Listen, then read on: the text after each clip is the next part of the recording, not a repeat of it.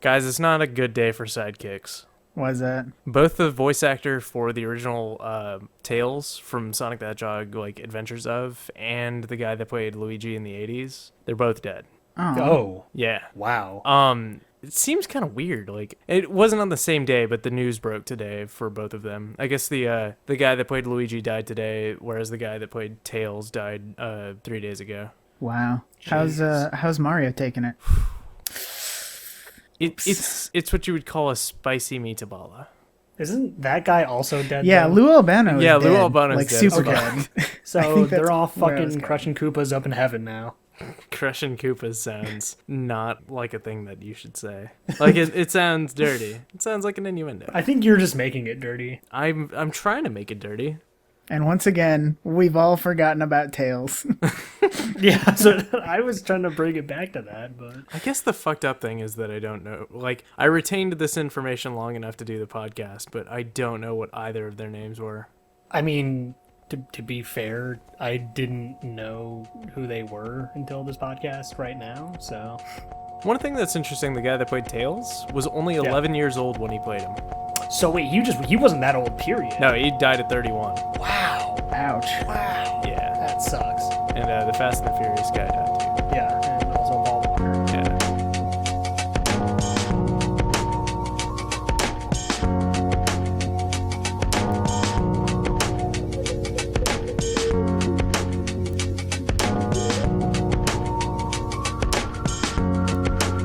Welcome to the Bancast. We kept that classic good. Is that how we're gonna start it? Is Yeah. Everybody's dead, and is your childhood. Levi, we're not dead. And I that's, guess that's one thing. That's really the important Yeah. thing. Also, the thought that like any of our listeners are old enough to remember Adventures of Sonic the Hedgehog or the late '80s Super Mario Brothers Super Show, that's a little generous. Or You're Fast saying and that the like Furious we're all 1. super old though. We're when not. we're I'm all just in saying that mid-20s. I'm just saying our listeners are 14.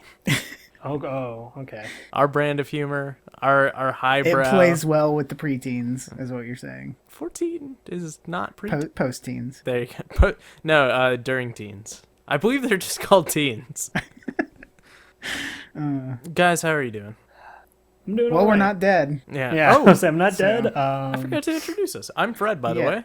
I'm Levi. And I'm Mike. And we're the Bancast. That like was going Did somewhere you in my almost head. forget the name of the show? Oh no, Probably. I'm not that bad. We got Mike Davos and Levi Southerguy. Oh my god. Really? And I'm Fred Vood. And we're Zoids now. We're Zoids now. Yes. Is that a meme as well as Rhino just being a terrible redesign? It's just something I've been saying. So it's a meme in that one person says it. It's a exactly. Two one-person now. mimetic. For our listeners who have no context, a bunch of screenshots just got released for the Amazing Spider-Man 2, including a big like panoramic of Spider-Man fighting 3 of the reported like 6 villains that are going to be in the movie. The Sinister Six. Yeah, because they're pretty much doing the Sinister Six. And the 3 that were in there were Jamie Foxx's Electro, which we all knew. The Green Goblin, played by that one skinny British guy who looks just about as awful as the Sam Raimi Green Goblin did. And then a big, gigantic rhinoceros, which is apparently the Rhino, but just looks like something from the show / toy series Zoids. Yeah. By the way, Jamie Foxx's character is Electro. The E is silent. Really? What? No, I think... I don't think that's true. I don't think that's true at all. Do you Yeah. not remember the... Like, somebody is going to get that reference. No, you're talking about the SDCC trailer, right? No, No. he's talking about his man Django. The D is silent. Yeah, Oh. come on, Jamie Foxx. Jamie Foxx, Yeah, yeah. all right, Yeah. cool. Now that we've explained the joke, let's talk about our challenges, not from last week. Mike is filling in our fill-in size spots, so now we're actually going to... What? Yeah, like, why am I the fill-in for the fill-in? 'Cause- And why have I been doing that for like a year and a half? well. So, Mike, you were challenged to watch Southland Tales. Yes. You want to talk about it? Yeah. Yeah, Just go ahead. I don't know. When I found out that this was directed by the same guy who did Donnie Darko, a whole lot of stuff made sense. I actually didn't know that until just now. Yeah. Because I had to do some research on the film, just like little basic information stuff after I watched it. And that made a whole lot of sense. And just like with Donnie Darko, I don't know.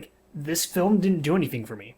I enjoyed everyone's performances. I thought it was shot, well overall, but I don't know. Maybe I'll have to give it another watch, because I only watched it once. But for a film that I think had a lot of wiggle room and with a cast as good as it had, the only thing that I found noteworthy was The Rock's performance.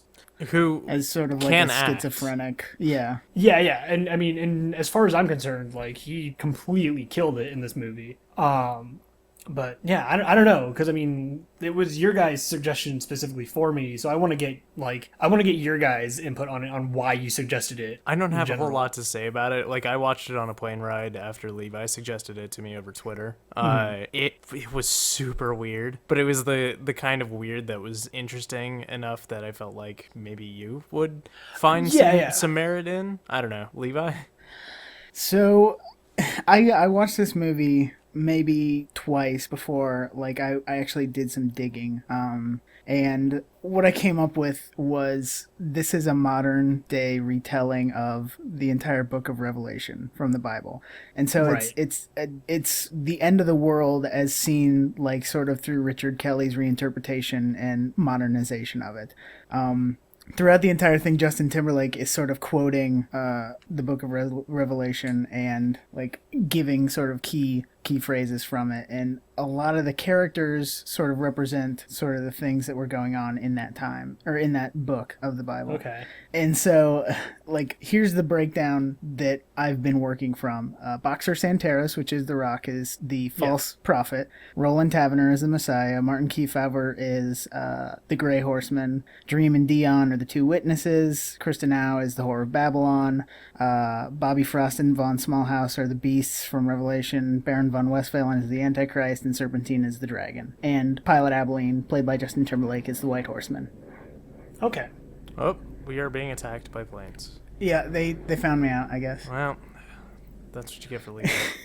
But so it's this weird, messed up, like, crazy drug-fueled dream, and sort of like it parallels some of the things from Revelation, but it sort of retells it in a way that is modern and also crazy. And I thought that was... Yeah, with that in mind, actually, I want to give it a second watch, because, like, I didn't really... Like, when you put it in that perspective, just kind of thinking on it, it kind of puts a bit more into sense. And I do want to give it another watch. It's just kind of right now, like I said, with Donnie Darko, I watched both those films, and I was just kind of like, okay. Donnie Darko was fun, but it was not very hard to get. I'm sorry, you said Donnie Darko was fun? It was fun. No, it wasn't. Why don't you go Donnie suck a fuck, Darko was... Levi? I will give that this movie was at least fun to watch. Yeah. There's a lot of, like, small jokes in this one that you don't really, like, maybe you don't sort of get as jokes. Like, the entire, like, the Power, I think, was the name of the script that Kristen Au and Boxer Santeros were writing. That was actually, the script that they were working on was actually the real thing that was happening. Right. Like, the Earth was slowing down by 0.000 whatever 6 miles per hour. Yeah. Every day, and it was because Krista was on a flight over Lake Mead, and her plane went through a portal, and now she could see the future. So it's stuff like that you don't, like, necessarily notice in the film, and then when you find that out, the stuff that they're actually doing makes more sense. Makes more sense and makes it hilarious. Like, the fact that, the script is a bad script in and of itself, but when you see, like, what, like, that it's actually happening, it's, I don't know, it turns it into more of a deeper joke to me, and it's just hilarious, and I love it. I want to give it another watch, I guess. Like, it was so weird. Just so weird. Pop open the Southland Tales IMDb FAQ and, like, just read through that and go, is the power important for understanding Southland Tales? How did this person meet this person? Why is the film, like, set in this time? And then who are all these people? Like, all that stuff is covered. Like, somebody did, like, their homework on this one, and actually, like, reading it out, reading what they wrote and having them explain it is sort of like this weird metagame game where you start to understand why everything is happening and why it's funny. Okay. Okay. So them I explaining the know- joke makes it funny. Yeah. Well, No, I get it. I'm It's more simplifying active it to a moronic reading state. experience, Yeah. not reading, watching experience. So I the think is fir- what he's getting at. yeah, the thing that they were trying to do, and this was 2006, I think. They were sort of experimenting with the whole transmedia thing or multimedia, like having parts of the story being told like over a website and being told through the movie and being told through, any medium they could work on. And I don't know if it all came to fruition. Like the fact that this movie, I don't know, got like a 5 out of 10 average score, and then it bombed at the box office, didn't help its case, Not to mention, like, it had some names in that movie too. It did. And I think what happened was that they didn't play sort of who people expected them to play. Yeah. Like Justin Timberlake is a psychotic murderer with half a face. Yeah. And Not exactly his forte. Yeah, not really like the pretty dancing boy that he usually Although is. he did dance. He did dance, and honestly, that's one of my favorite scenes in the entire movie. It's just hilarious. It went on The for Rock, so long though. yeah, it did. Sorry. Well, it was only a verse. The Rock plays like a schizophrenic guy. Sean William Scott, who plays Stifler, usually. That's basically the only other thing he plays. He plays like this weird sort of messianic cop that has a purpose in the story, and it's sort of weird for him. Yeah. So Movie's weird. Everybody should watch it. a Is it on lot Netflix? of weird stuff. Yeah, I believe so. Okay. So let's talk about the next challenge. Yeah. Fred, you had The Good, the Bad, the Ugly. Yep, and I totally watched it. I thought it was interesting how they had the good was in the past and stuff, and all of a sudden a little red hat pops through a portal, and then Oh my gosh. the bad comes through, and then You the ugly son of a shows bitch. up, and then they kill all the Time Lords, and Rose Tyler's there, but she's not really Rose Tyler. You didn't watch it. I tried, man. Here's the thing. I didn't realize that the movie was 1 hour for the good, 1 hour for the bad, and 1 hour for the ugly. And I just did not have enough time and attention span to watch that. Granted, it's been 2 weeks. I gave up on it Yeah, I was last gonna week. say, like, come on. I was ready to give this goof last week when we were going to talk about it. But yeah, I'm sorry. It is something that I will eventually watch, but I did not have the attention span to watch it. I mean, I skimmed through it, and by skimmed through, I mean I seeked through it. But yeah, it's a little dated. The opening theme, of course, though, is wonderfully iconic. Well, Yeah. yeah. I mean, I don't know. The whole film is kind of wonderfully iconic. It's one of the greatest westerns ever made. I agree to disagree.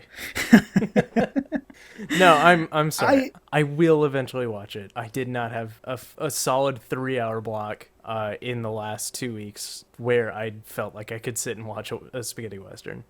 Okay. But the new Doctor Who movie was super good. Oh, jeez. That's great. I don't care. I'm so glad for you. Let's talk about your thing, Levi. Did you watch? How many episodes of the Maxx did you watch? 6 or 7. Really? Yeah, I Oh. tried. I really did. I just don't get it. Like, I don't. The Max to me is sort of schizophrenic in that it wants to be sort of this serious thing where, it's all about alter egos and like this. It's hard to explain, but like it wants to be like, it's okay. When we were reading Joe the Barbarian, the one thing I said was like, I appreciate that they didn't try to do this thing where it was like, what's real, what's actually like, in that series that what's happening is what's happening and what is not happening is what's not happening.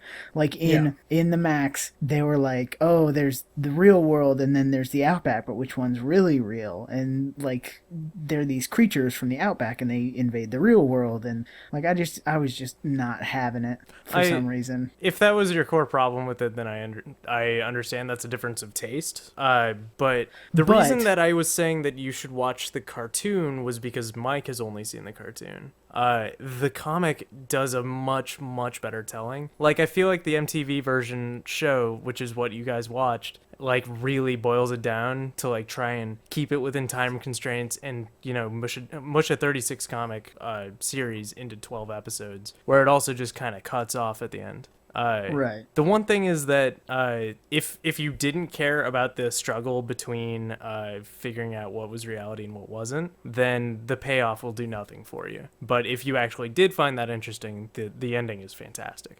I don't know. There was sort of a disconnect in the visual style and what was happening. Like, it wanted to be serious, but yet the main character is this guy in like a giant purple suit with gigantic spiky middle fingers and like the most gigantic overbite you've ever seen. Right. Like, he is an absurdity inside this sort of trying to be serious world. Yeah. And I didn't sort of connect those two. To give a bit of context, though, and I completely understand that, but I think you have to look at it at the time that it was created and the time that comics were in back in the 90s, where, like, shit like... I mean, because the Maxx was around at the same day of, like, fucking Spawn and all that other crazy, like... Right. really over-the-top Image comic stuff. Yeah.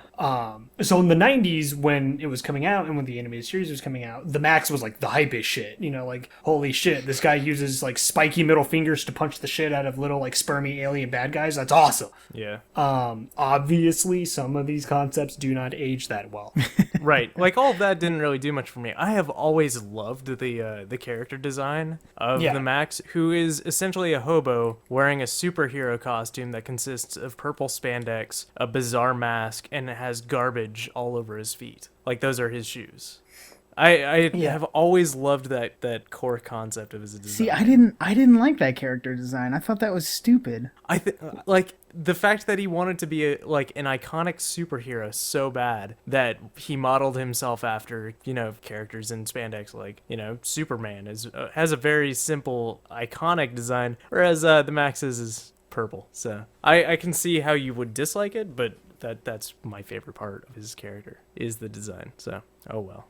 Mike, Also, I didn't understand. Good. Like Julie versus Sarah or something like that. Like, was it the same person? It was the same person, yeah. Okay. See, like, they didn't. Oh wait, Sarah? I imagine. Yeah. Wasn't Sarah the girl that like? The frizzy-haired girl. Oh no, not the same person at all. See, like, I imagine the comic does a much better telling of the story. She's like super thorough. important to the story, and they don't bring that in until like episode 10 or so. Yeah, I actually started reading the comic because I believe just recently it just started a reprint. Yep, they started putting them out in volumes.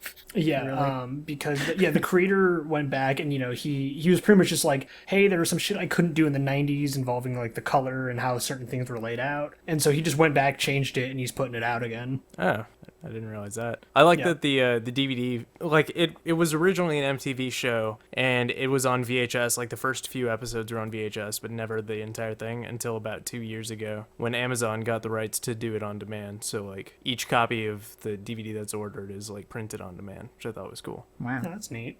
And I think the show's also on Hulu and Amazon Prime. It's on Hulu. I might have to check that out. Yeah, but they changed some of the dialogue and they changed the music.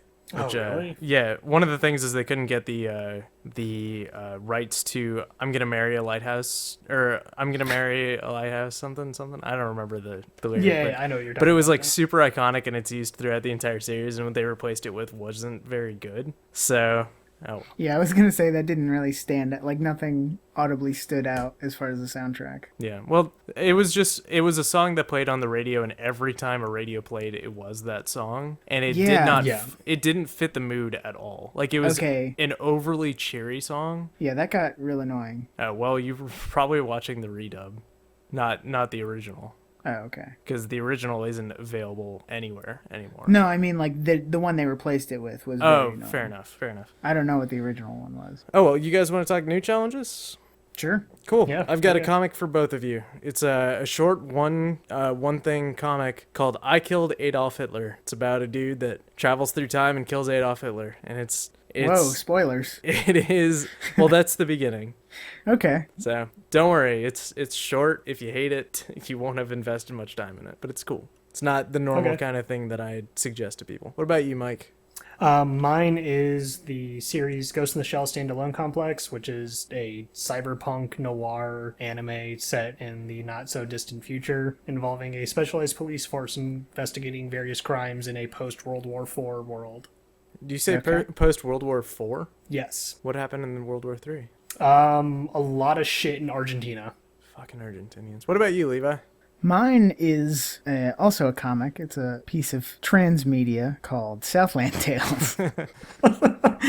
Yeah, so what they tried to do is they tried to, like I said, put it out across multiple medias, and obviously the movie got done, and 3 graphic novels got done. I don't know of really anything else that happened in that universe. This is actually the third part. It's the podcast part of the transmedia thing. Yeah, Oh, we shit. are actually. This episode. I've been the Rock this whole time. I have been How awesome would that be, though? the porn star. You've been Krista now, I've Fred been now. Kristen now. Yeah, Fred now. My vagina's real tight. Oh jeez, Wow, okay. Sorry. Thanks for telling us, buddy. teen horniness is not a crime. That won't make Okay. any sense to anyone unless they've seen. That sounds bad. Now, but watch the movie, please. Please watch the movie. So I No, sound like a don't. total Just creepo. take it out of context and tell your local FBI agent. So let's talk about what we've been playing. But I've been playing what you guys have been playing, so you guys go ahead. Let's start with Levi? Mike. Oh, Or okay, I Levi, guess. Or Jesus. Mike. Shit. Fuck. Mike, go ahead. Yeah, I have been playing a lot of Dive Kick, which is super fun. No, just not a big, that. dumb No, joke. no, I'm we're getting done to with it. Dive Calm Kick. your tits. Calm your tits. I'm getting to it. I've been playing more than one thing. Recently got back into BioShock Infinite, just doing another playthrough of that just to see if the game is as good as I remember. And then the big thing, which Fred really wants me to talk about so he can talk about it, has been The Legend of Zelda: A Link Between Worlds, which is the new 3DS Zelda that I'm playing on my 2DS. Oh, you're playing it in 2D. Oh, Yeah. mansies. Oh, that's right. Man, the 3D is actually really, really good in this game. That's what I've Because been of- hearing. Yeah, it's But- kind of important to the game with the way that the depth between the parts, the dungeons and stuff work. See, I've not been having any problems with that. Well, that's fair. I mean, like, Yeah. that... Okay, sorry. But go ahead. Like that's just what it boils down. I can understand why it'd be very important, and I can see looking at how like the level designs and all that stuff, how it would work and be very well done. I've just not been having any issues with it so far. So I guess it just makes things easier, but the game's not particularly Yeah. hard to start with. yeah. I love it though. This game is fantastic. It's super fun. I like the fact that it doesn't fucking waste my time. It just goes, hey, you're a kid, wake up. Oh, look, here's a sword. Go fight some things. You're in a dungeon. Good. Bing, bang, boom. Yeah. Good. It's like, here are 2 dungeons that you have to do. Now you're free to do any of them in any order you want. Also, here's all the items.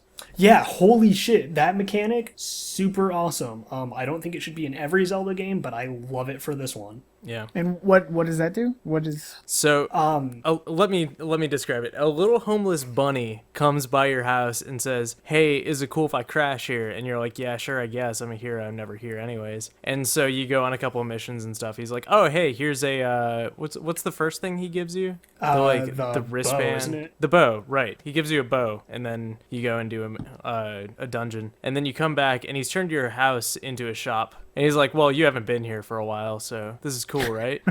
And then from that point on, you can rent any items using rupees and stuff from him. And those items, you get to keep them as long as you don't die. If you die, his little birdie comes in, swoops through, and takes all of your items, and then you have to go buy them again from him. But after you beat a couple of dungeons and stuff, you can go back and actually purchase the items from him permanently for a lot of rupees, like 800 or so rupees a piece. The one other thing that's cool is that items that you purchase, once you start going and doing some of the submissions and stuff, there's this crustacean character that you go and find her babies. And whenever you find 10 of them, you go back to her, you deliver those, and she allows you to upgrade one of the items that you've actually purchased. So you get stronger bombs, stronger arrows, and stuff like that. And you don't have to find ammo for your bombs and arrows and things. It's just tied to a magic meter that regenerates. But that magic meter is used for everything. So it, like, that piece there makes the game much more accessible and much more fun to kind of dick around in. Sorry, Mike, go ahead. No, I mean, you really covered a lot of it. For me, I guess, like, my big thing with this game is, anyone who's talked about Zelda with me knows that I love the franchise, but I've been pretty tired with it since Wind Waker. To say that Wind Waker was the last game that I really enjoyed. I've I thought Twilight Princess had a lot of problems. I hated Skyward Sword. And then all the other Game Boy ones, or DS ones, I should say, after the Oracle games, I just thought were crap. So for this to really like capture my attention as much as it is, I think is really good and like really something great. And it's not even like just the nostalgia factor of it. Like the game's just fun. It just feels nice and it like flows when it looks good and sounds great. And like, you know, the game has a really great sense of wanderlust, which is what I was going to say about, you know, them giving you all the items, is that being able to just like roam Hyrule and Lorule and just fucking like explore and, you know, see something over there and go, oh, I wonder what the fuck that is over there. And you've got all the tools to get to that thing is something that I've really not experienced in a long time for games.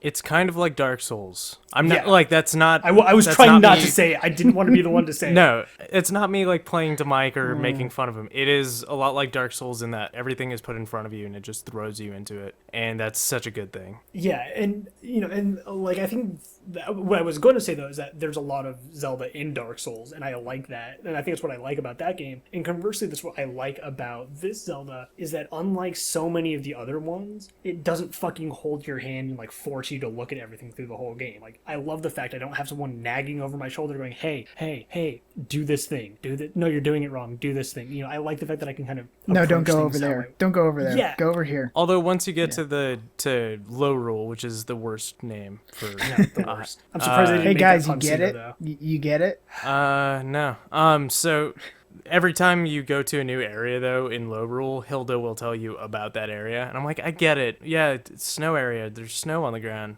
Yeah, cool. Yeah. Thanks. Is it called Granted- Snow Rule? Yes, it's called Snow Rule.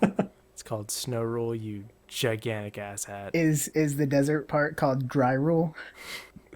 All right, that one's pretty good. Yeah. And then getting to it, like the little nostalgia bits, like the fact that it is set into the Link to the Past, and that the you know, Hyrule, and the fact that the layout's pretty generally the same. You know, I guess for me, just really was kind of like a nice added touch, and the fact that they kept the music, you know, all relatively the same. Like we had mentioned this right before we started recording, the title credits theme is the, you know, A Link to the Past theme, redone with this big bombastic orchestra score, and it's like 20-30 seconds tops. But like I remember when I was watching my girlfriend play this when I was visiting her over Thanksgiving, and you know, I'm playing this, I'm hearing all these little music cues and all these familiar sound effects, and I was like, would you mind just quitting to the title theme real quick? I just need to like confirm something for my own curiosity. I just need a real quick hit. Yeah, well, like I needed to know, like, if all these other sound effects and music cues were the same, I had to know if they really kind of went that extra mile. And they did, and you know, I hear the little like Triforce SNES effect thing of it coming together, Except big re-instrumented, redone, not to sound different, just to sound cleaner and better. Right, exactly. And then you know the big bombastic orchestra cues and all that stuff, and like. This is so stupid of me, and I can't believe I'm admitting this. I choked up a little bit. I almost had like a little like nostalgic kitty cry moment because like it was just that little detail and that extra little mile to me that really showed that this game was doing something a bit differently, and that like we were going to be seeing kind of a different side of Zelda that we hadn't seen in a while. Yeah. I'm amazed. So it is a direct sequel to Link to the Past, except it's like 100 years later, and you play as another kid who is definitely the hero of time, looks exactly like Link did Same in house. Link to the Past, except his hair is not pink. Yeah. But yeah, he lives in the same house. That's the only thing that kind of takes me away from it. I'm like, I get that this kid is Link and he lives in Hyrule, but it's weird that he has the same house on the same little At cliff. least he has a job now. Well, he's an apprentice, which he still does more a than most every super other shitty Link. job of. He does not apprentice at all when he's apprenticing. No. It's just like, hey, okay, I'm late to work. Oh, I need to take the sword to this guy that's a painting now? Okay. Spoilers. Oh man, okay, and that mechanic, like the little like turning into a painting mechanic, fucking like it's such a I simple thought I was thing. gonna hate it so much, but it's so good. Yeah, no, same here. Like it's such a simple thing that I thought I was gonna dislike, and I thought it was gonna be like gimmicky in the worst way possible. And there have been so many times where I'm looking at this puzzle and I'm like, what the fuck am I supposed to? Oh yeah, I can just go on the wall and do this, and it's taken care of. And I'm like, that's great. Good for them for actually like thinking about it and implementing it intelligently. Yeah, and the thing is that it's immediate. You walk up to any Yeah. wall, you press A. any wall that is as tall as you press A, you're quickly into the wall. There's not like a cinematic or anything. It doesn't take you out of the game. It's just, whoop, you're in there, and then you're moving around. And that makes all the difference in the world. And it's kind of neat to like walk around different areas and stuff and get a different perspective on it too. It's real good. So it's good. The game That's what is you're saying. super Fantastic. good. I think it may be one of the best Zelda games ever made, period. Oh, I'm not even like halfway through the game, and I can say that without a doubt it is. I'm enjoying it more than I enjoyed Wind Waker, way better than Skyward Sword, probably better than Ocarina of Time. I didn't like Majora's Mask because I'm the only person in the world who didn't. Probably because you're terrible. Yeah. I know, yeah, like, But it's as good as Link to the Past. yeah. And I mean, they did a really good job of making everything just very smooth and very accessible. Yeah, swinging your sword feels way better than it did in Link to the Past. It's still got the same arc think- that does the range of damage. Yeah, I was gonna say, I think it's because like they implemented a little bit of the old Game Boy Color Zeldas in there as well, Yeah. with like the arc and how it feels and the speed of it.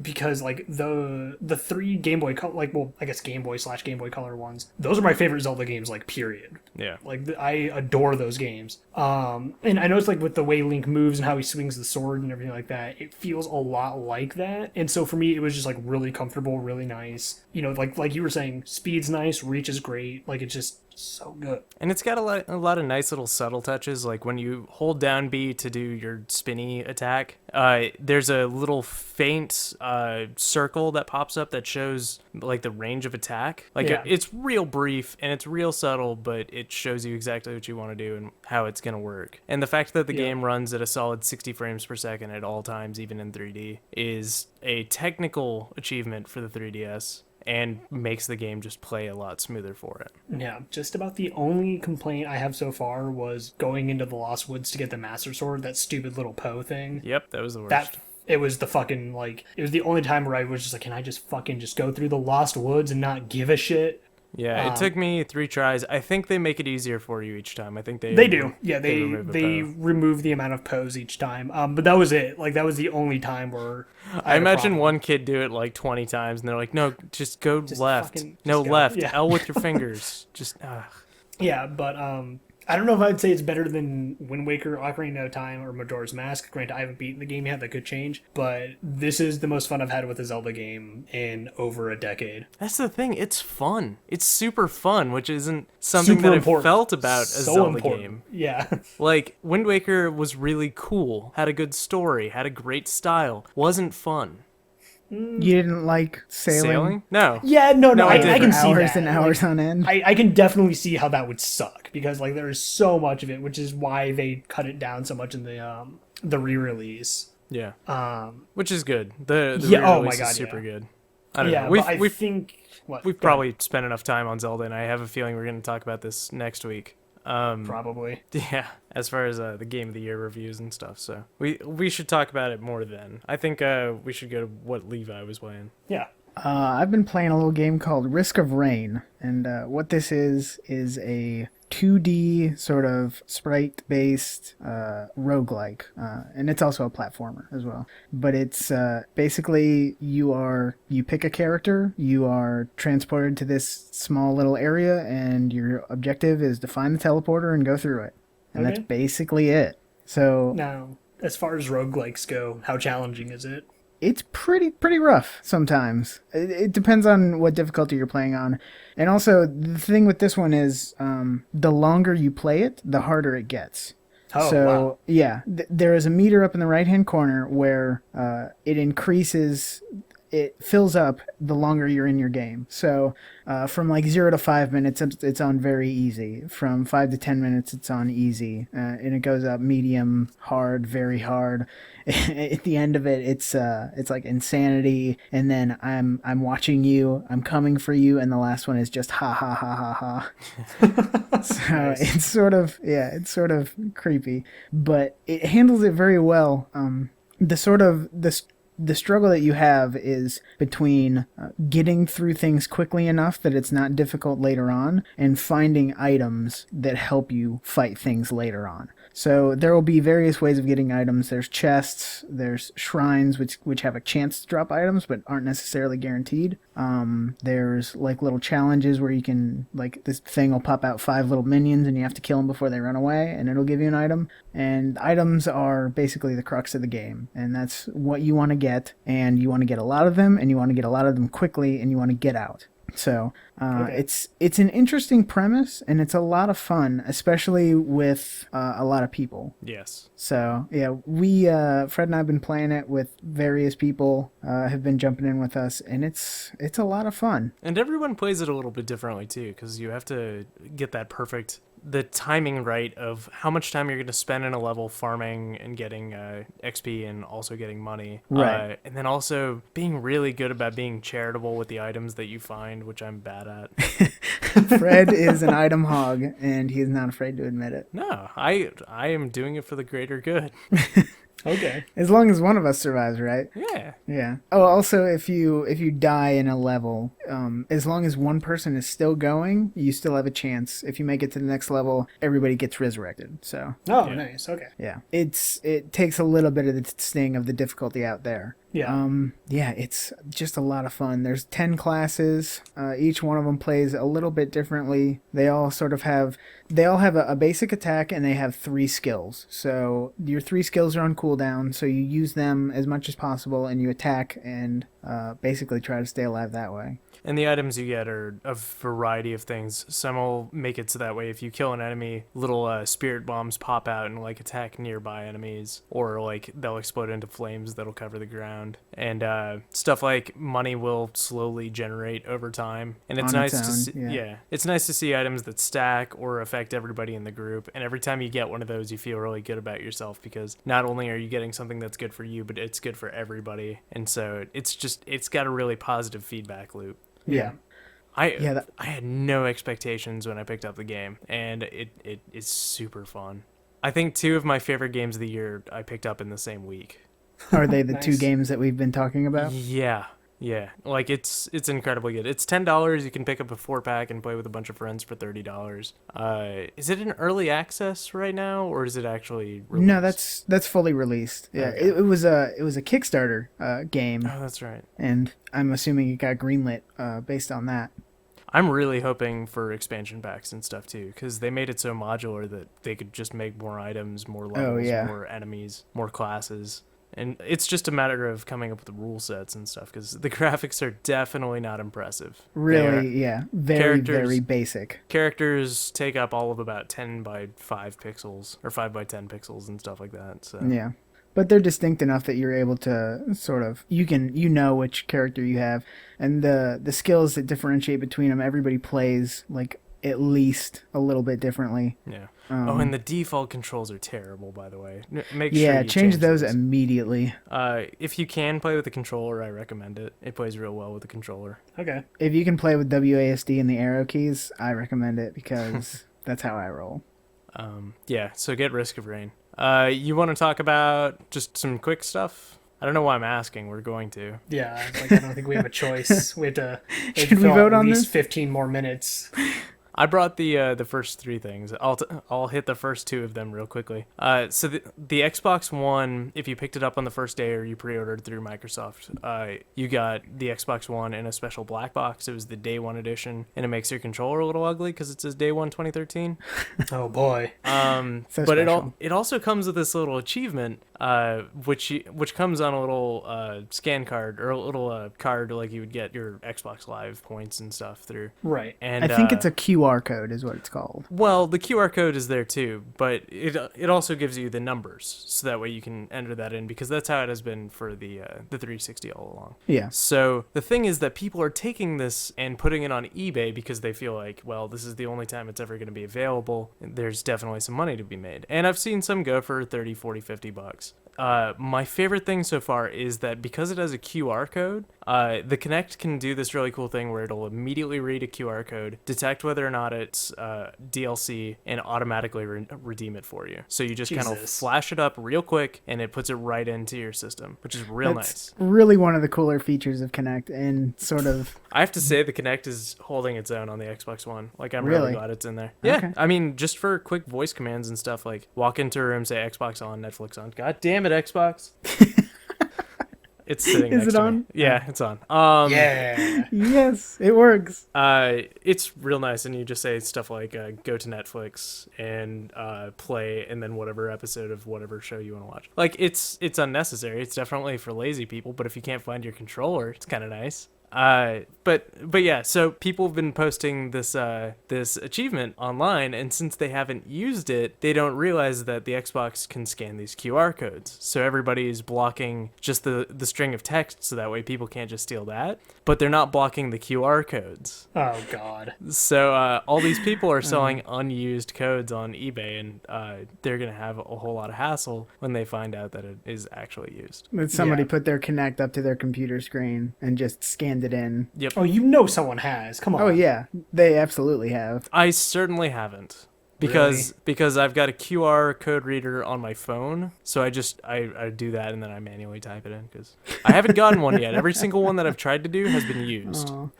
which means that I'm not the only asshole out there. Which means No. that somebody is definitely doing that. Yeah. Either that or people who are selling them online are trying to scam people. Also a possibility. Yeah, but I thought that's neat. So the Xbox One is neat. There's not a whole lot to say about it. Dead Rising 3 is kind of fun if you like Dead Rising. Dead Rising 3 is more of it. And Killer Instinct is pretty fun. So one other thing is that right now the Nintendo Twitter account is being handled by Reggie Fils-Aimé, who's I don't know if he's the president of Nintendo of America or just the cool ass PR guy, but he had tweeted saying that like if there was if you could get a petition going where there were 100,000 signatures, Sakurai might consider putting him in Smash Brothers, or in the new Smash Brothers. So if that's a thing you care about, go look it up. Although I'm pretty sure it probably already has well over 100,000. I really want that to happen. The thing is that, like, if that's all it took, like, you could just do a petition for anything and you could get 100,000 people to sign off on it. It's like, I want Mike Tyson in Smash Brothers Brawl. Here's 100,000 To have people. Punch Fuck Out it, era sure. Mike Tyson. Yeah. Yeah, but they'd have to like go and pay licensing rights and all that other shit. I'm just saying that, like, it's not a good indicator of should this character be in Smash Brothers, because you could do that with anything and it would get in there. I think that it's because, like, it's under the right circumstances. Like, Reggie is part of the Nintendo family, and like everybody has to know that, you know, they want that. Yeah. Yeah. Like, lots and lots of people want that. So I think he's just saying, well, if everybody really wants it, Here's the thing. Say they put in Reggie Fils-Aimé. does he And- automatically win every time? No, Yes. no.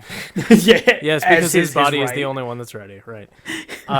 Say, I don't know, a couple months later, he gets in some sort of scandal, like some sort of horrible thing. Like, no. Okay, let's postulate of Let's what say- scandal Reggie Fils-Aimé could get in. Let's say he...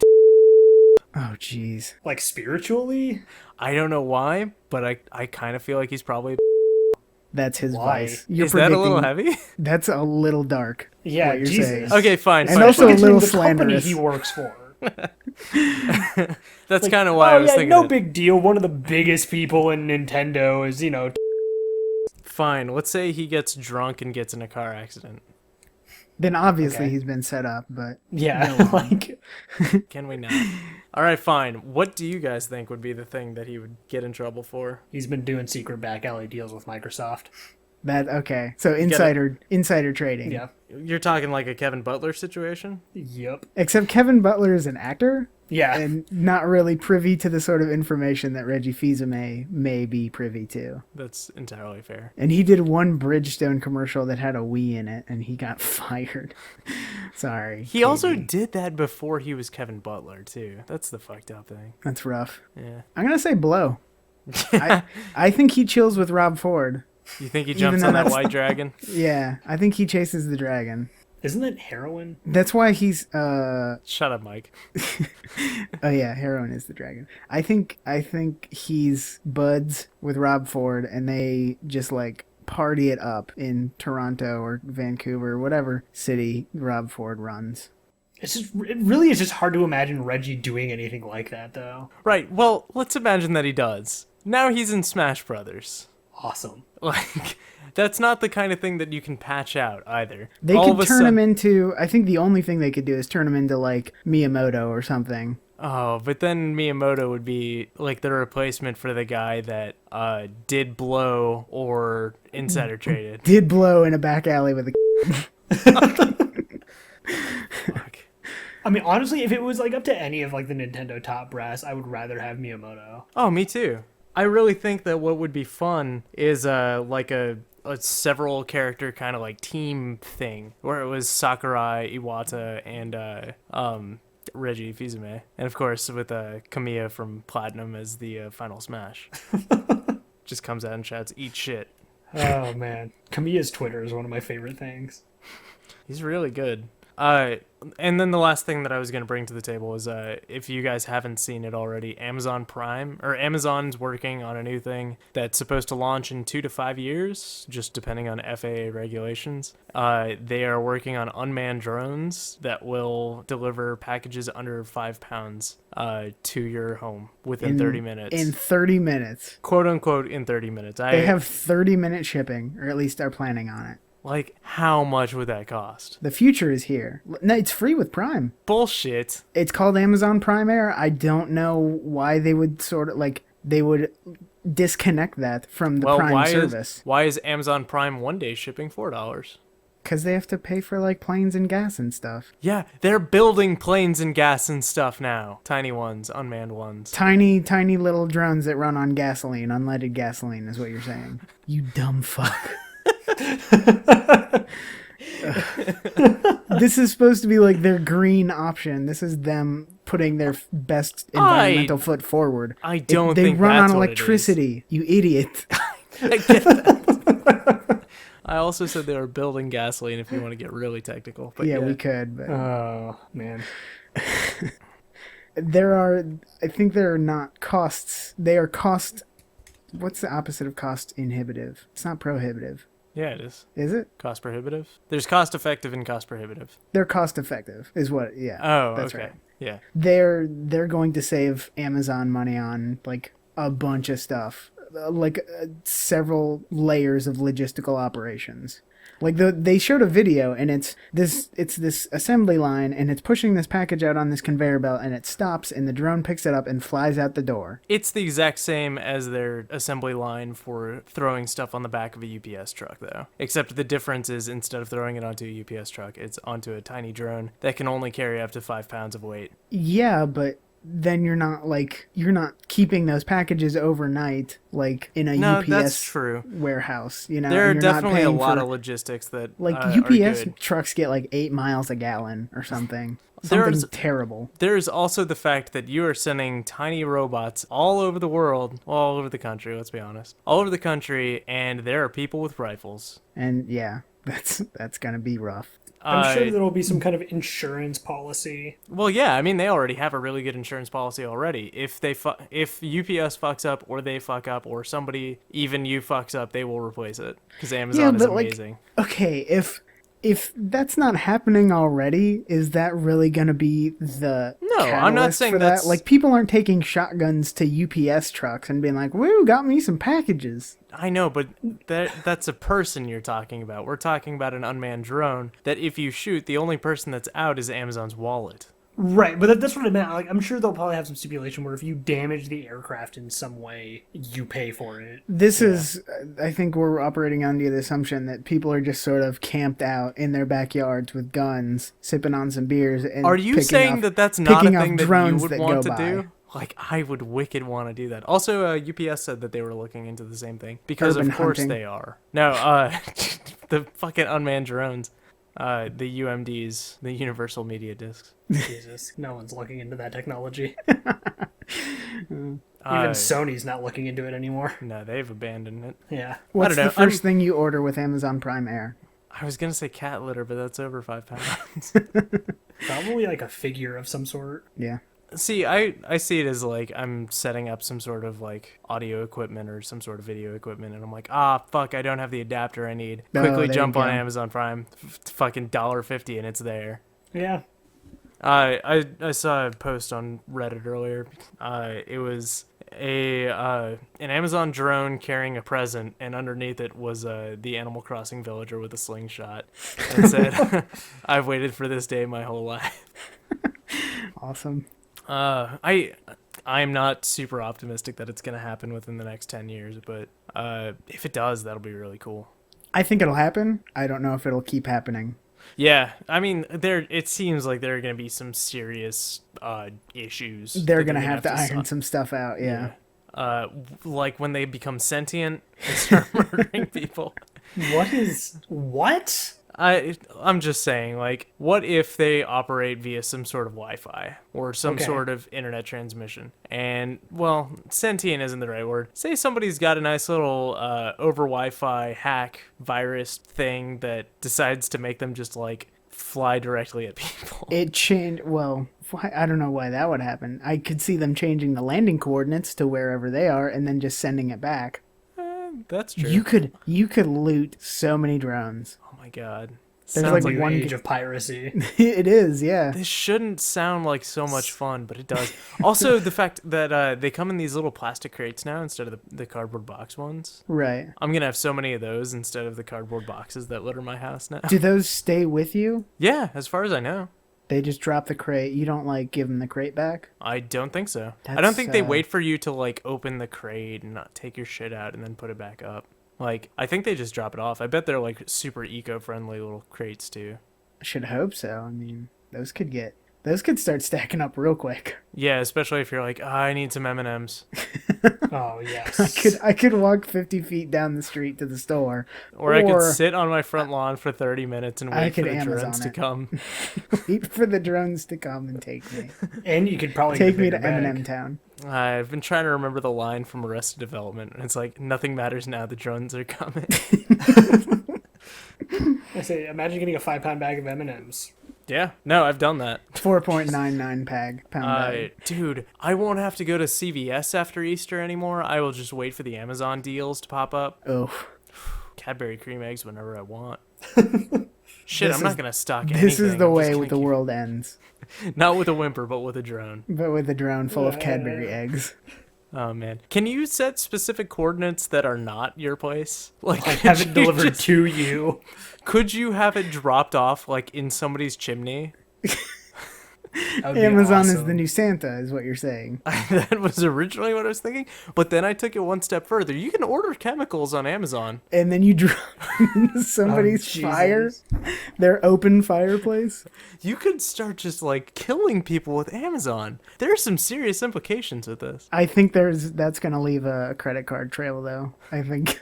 Oh no, not if you do it right. So Levi, tell me about Survivor 2299. So Survivor 2299 is this maybe fake thing, most likely a fake thing. Possibly fake thing.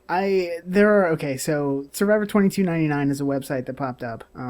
I don't know, November 15th or something like that. And it's got a bunch of weird jumbled text on it, and it says nuclear winter has come, and it's got a countdown timer and the Vault-Tec logo. And Vault-Tec is a company within the Fallout universe that manufactures vaults. So could this maybe be an ARG for the next Fallout? As far as I know, the whole thing is sort of orchestrated by this one person who is trying to help them build hype for Fallout 4. Yeah, which is entirely possible. Also, they did renew not renew, but they got the trademark for Fallout They did 4. trademark Fallout 4. And so there's sort of been this weird stuff going down on this website, and it's got those three things, but then it's also got this Morse code going like the entire time you're there, signaling 11, 12, 13, which isn't like that's December 11th, 2013. Right. In the sort of the British way of setting it up. But a lot of the information on it is sort of squiffy at this point. There are some allusions to MIT and the Commonwealth, which is the Commonwealth is the pre-war American state of Massachusetts and New England, before, like, in the Fallout universe. It's also got some allusions to Desmond Lockhart, which is a character from the Point Lookout expansion in Fallout 3, which was really, like, my favorite of the expansions. It was So pretty you got rad. a little hyped for that. Yeah, like just knowing that person is there and there's that connection, it's freaking great. Like, this accomplishes the goal of building hype for me. And there's actually somebody who's going through the source code of the website, and they found one of the images. It's like '04 poster back Wad's Athenium. And when you look up Wad's Athenium on Google Maps, it's in Hartford, Connecticut, which is less than 100 miles from Boston, which is the area of the Commonwealth in the game. So there's this sort of deep, like, connection between all this stuff, and it's all kind of Massachusetts centric. Yeah, it's all Massachusetts centric, which I think like right around the time 3 was getting more popular, like at its release, people were sort of speculating, like, because they talk about it a lot in 3. The mission, A Replicated Man, I think it's called. It's sort of like a play on, like, Do Androids Dream of Electric Sheep and Blade Runner, obviously. Like, it's this person who doesn't know he's an android. He is actually a robot from the Commonwealth. So, like, based off that, like, people started saying, oh, what if it was here next, you know? And I think we're sort of seeing that come full circle. And, like, it's exciting, but it's also sort of still up in the air at this point.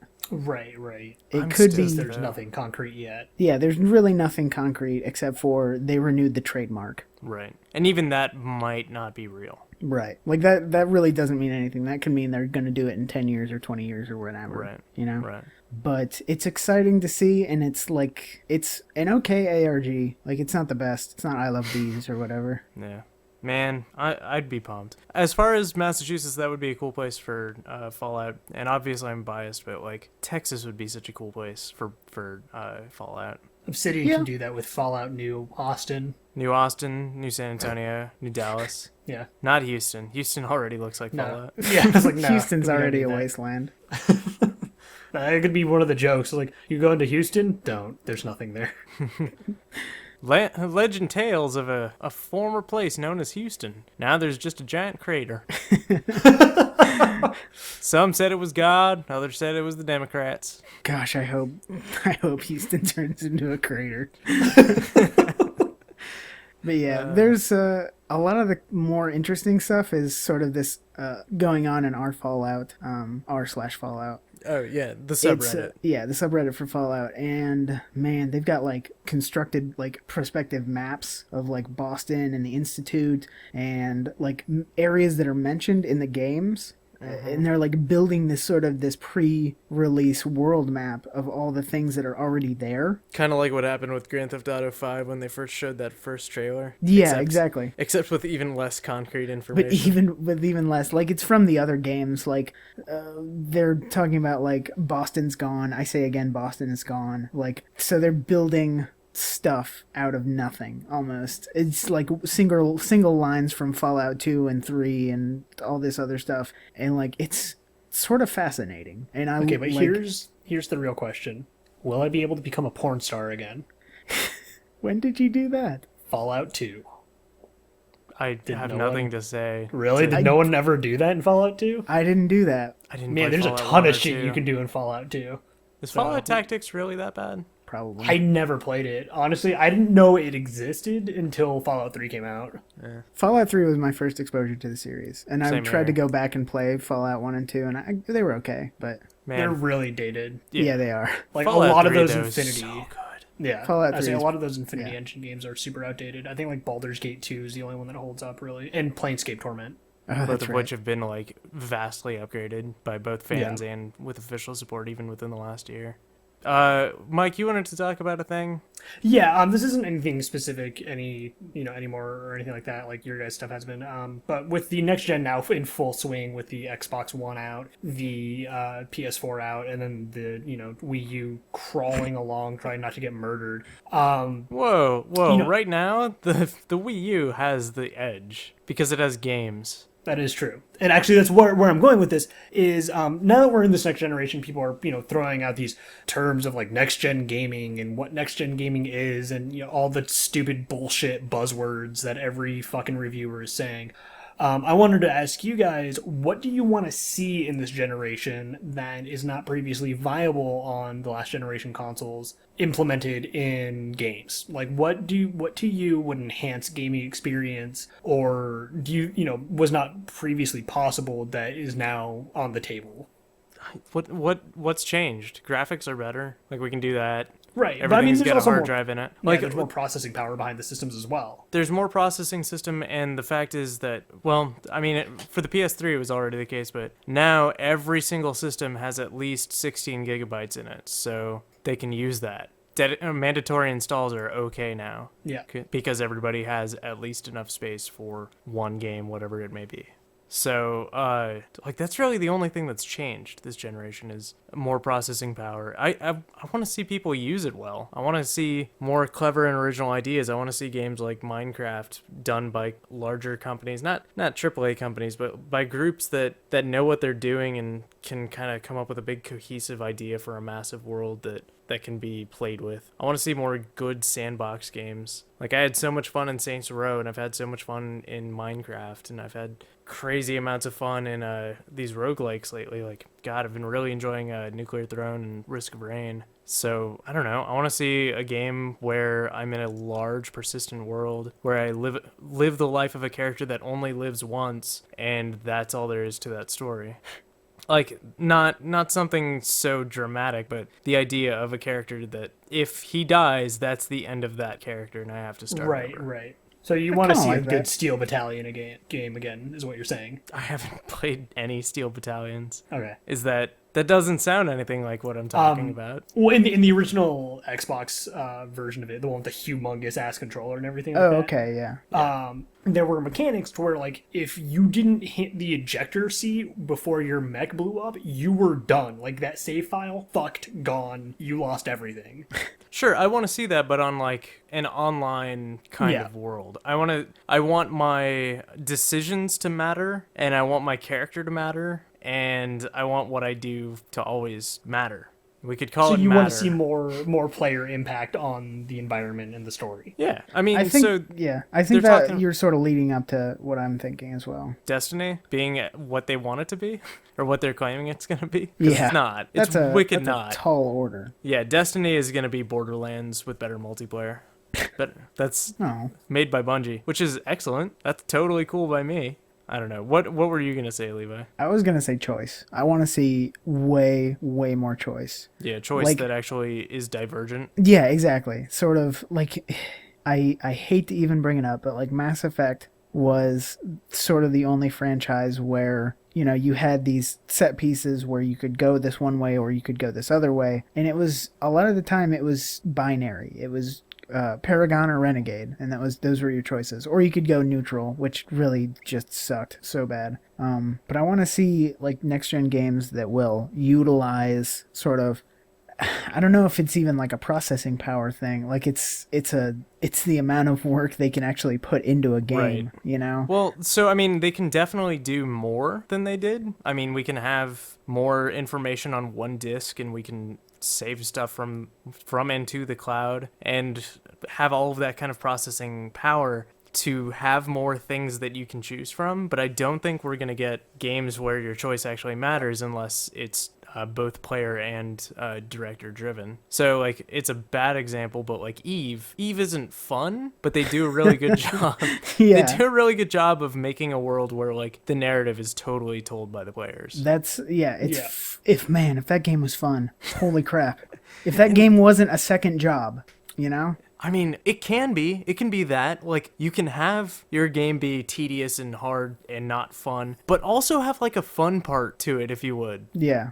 Like, They make tried. flying It was fun, called make Dust fighting fun. 514. Yeah. Dust 514 was terrible. Oh my gosh. It was such a Exactly. good idea, though. Yeah. But the game that it was tying into was also not fun. So Dust. so that's what I want next gen, is a world where my shit matters. I want GTA 5 crossed with Stanley Parable. No, you can't have that.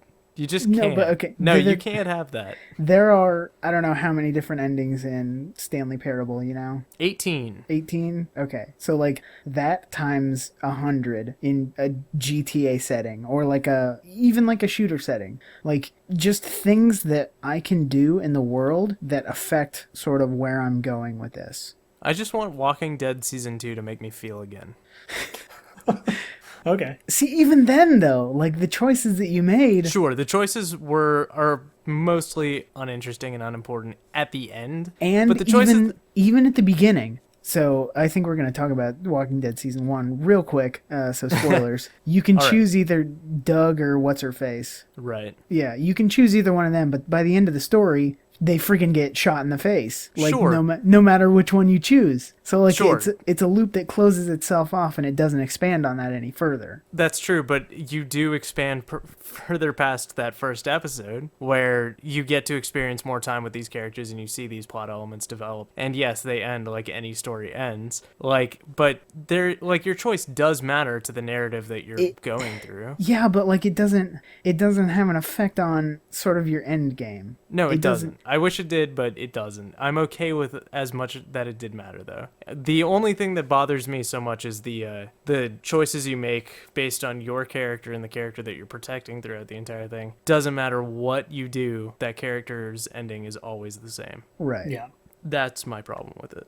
But as far as the other characters dying and or like running off, like as long as my choice to spend more time with them pays off in that I get to spend more time with them, it doesn't matter what happens, even if they die later. If it changes things, that's all. I guess I'm just arguing on a different time scale. Yeah. Like maybe there was like 2 episodes or something like that where you got to spend with that person. I'm talking like maybe like a 40-hour RPG or something like that. Hey, I developed a real romance with what's her face. I can tell. Wow, yeah? Yeah, I can tell. How It is was super what's her deep. face? Dead as fuck. Dead as fuck. So, What about you, Mike? What are you looking for in this next generation that's going to convince you that this is art?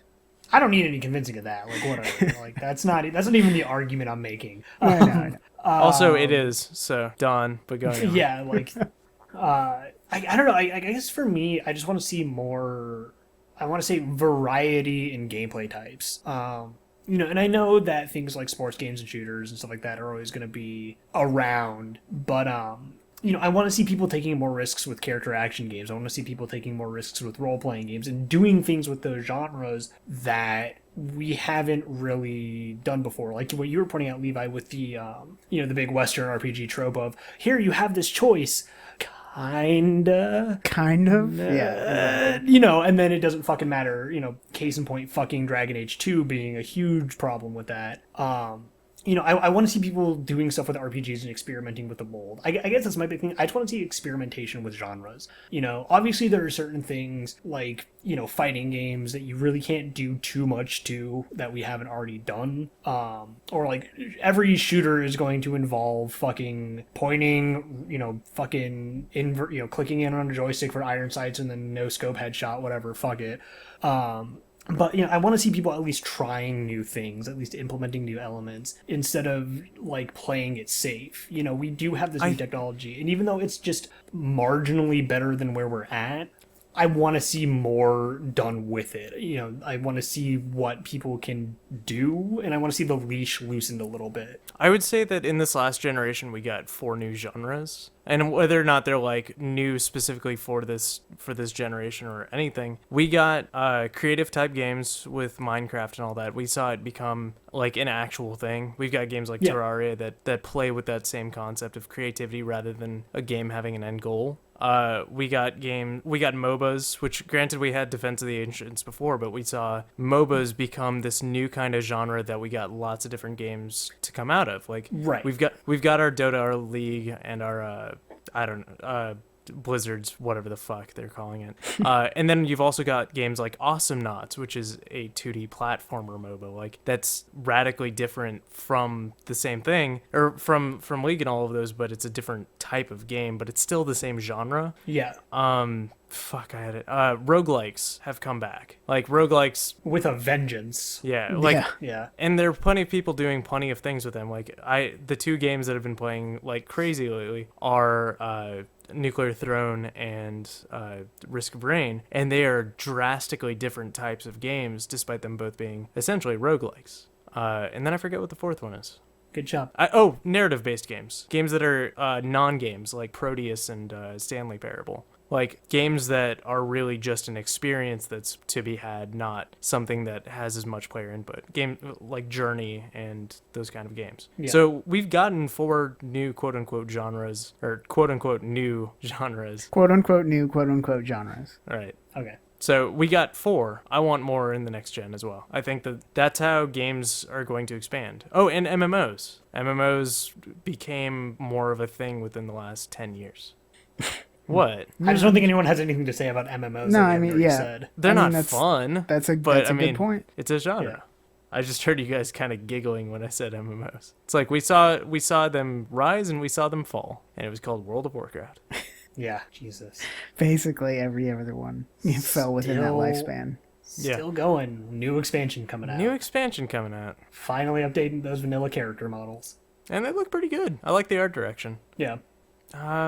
Yeah. So new genres, and I want to see things that come out of the combination of new genres with old genres. So take your massive open worlds and stick a roguelike character in there. I think that would be amazing.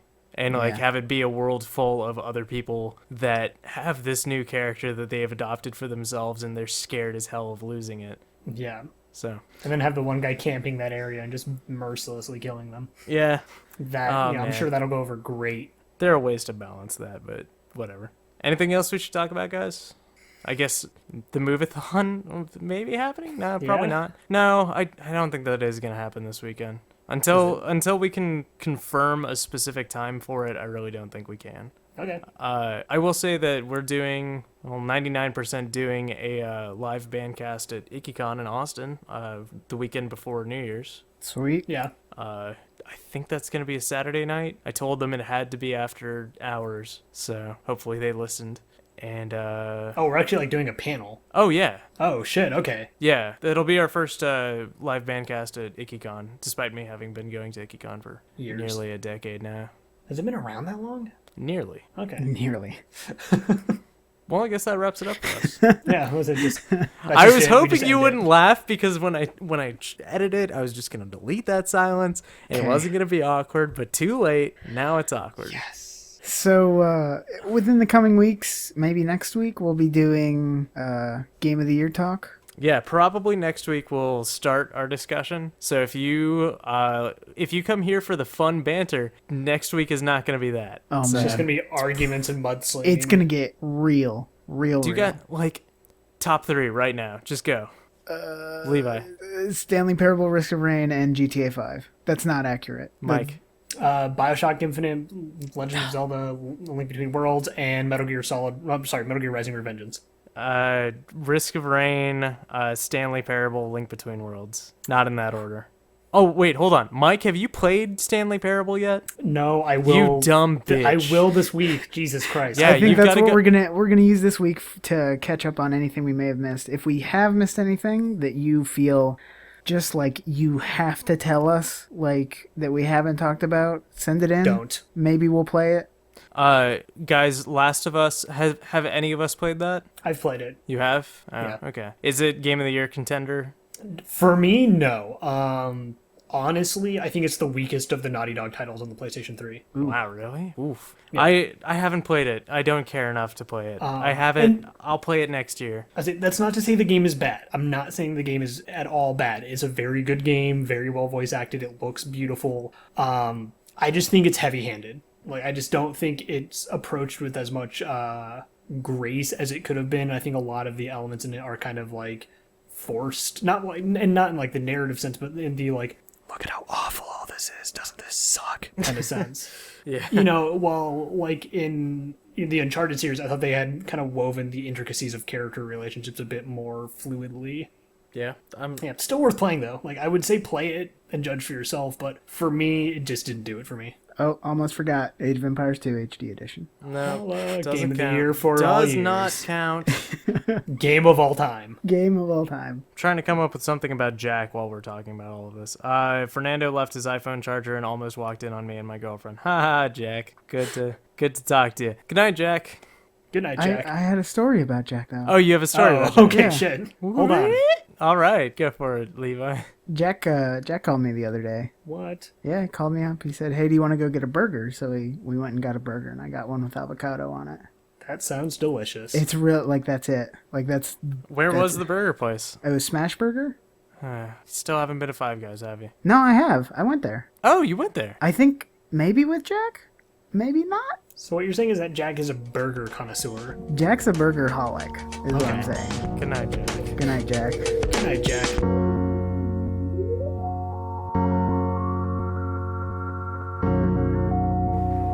See, wherever human beings have been around, you see rectangles and straight lines.